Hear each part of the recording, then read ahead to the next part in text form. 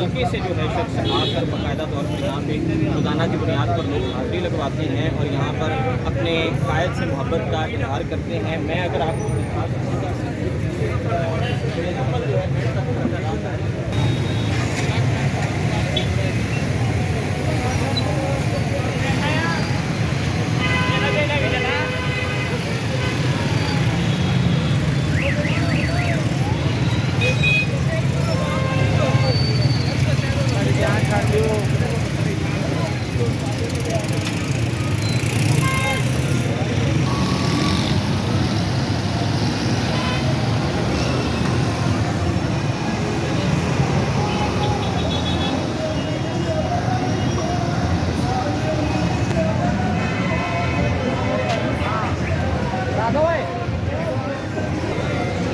उसको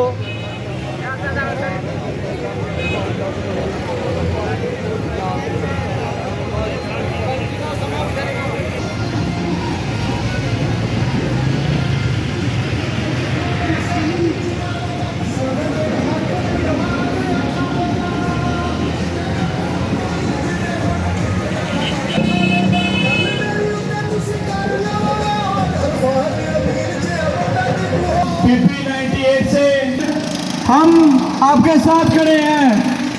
खून की आखिरी कतरे तक हम आपके साथ खड़े हैं इंशाल्लाह।